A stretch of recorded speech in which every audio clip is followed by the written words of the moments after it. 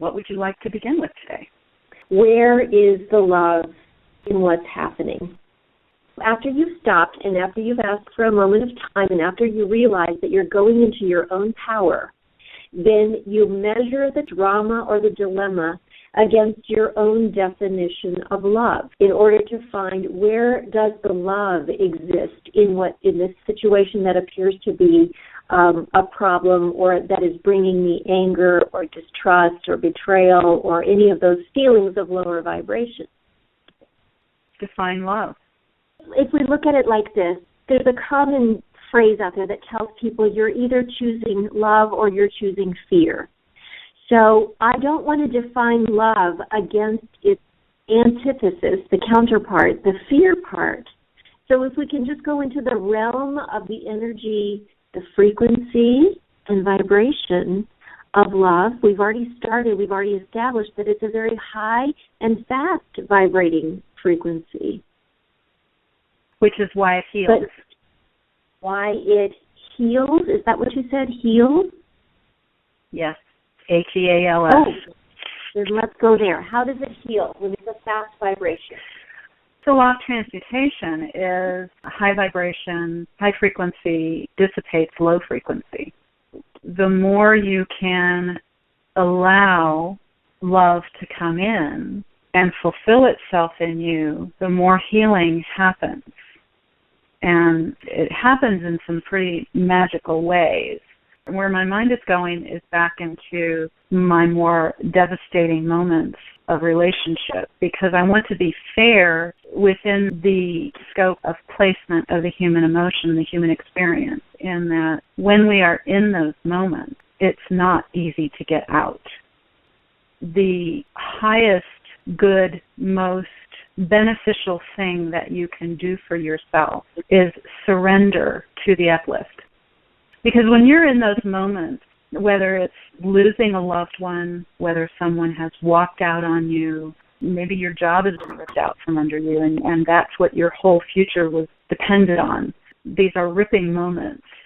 And when you are in those ripping moments, believing in love and even desiring to talk to love, not going to happen.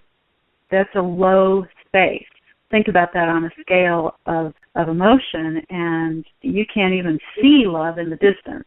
So trying to grab onto love and believing in love and trusting love is an unfair expectation that humanity has on itself as we look at other people and their situations. Because when we are in those situations, we are certainly not listening to anyone who says, oh, believe in love. Let love heal you. So... Well, I wrote surrender to the uplift, but I also wrote a graph, the wave of love, and how its peaks and valleys are very close together because it's a fast vibration.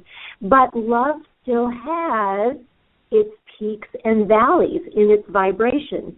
So I'm wondering if love has a dancing phase when it is peaking at the top of the chart, and love has a resting phase when it is in a valley. How do you navigate that? Or how does knowing that about love, so its dancing phase and its resting phase, help you understand what it means to, quote, surrender to the uplift, end quote?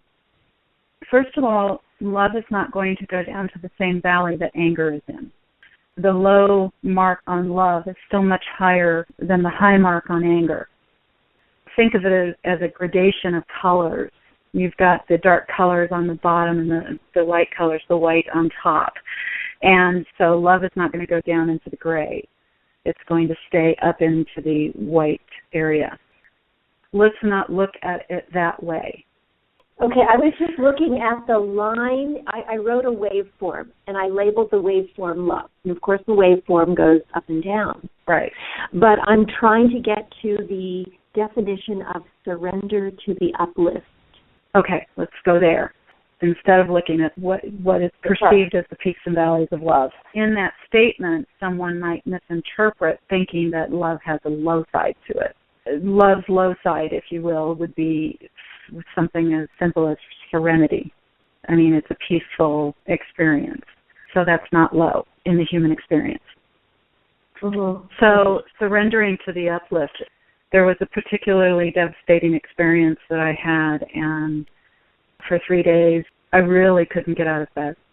I didn't want to do anything. I did get up I don't even remember getting up to eat. It was just, I did have a friend who called me, and she drugged me out of bed to go work at a concert. Those 3 days before I got out of bed to go to this concert, I literally saw myself floating and being held in like a hammock, suspended. And that is what we mean by surrender. Surrender. Literally, see your body go completely limp. See your mind go completely blank. And surrender. And allow love to lift you. Because it will lift you. When you completely let go of the pain, you will float to the surface. That is surrender to the uplift. First of all, choose it. In that situation, you don't even need to choose it, because if you're not in that kind of devastation, you simply choose, I choose my highest path. I choose my highest accord. I choose optimal. I choose well-being. Well, let's stick with well-being. Let's just stay with well-being, because that just is going to decide many things for you that bring you so much more magic than you could even think of. Because well-being takes care of everything. It takes care of relationships. It takes care of body health. It takes care of mind health. It takes care of dreams. It takes care of anything. Well-being is a beautiful alignment. Choose well-being, and I surrender to the uplift. And then just go about your day.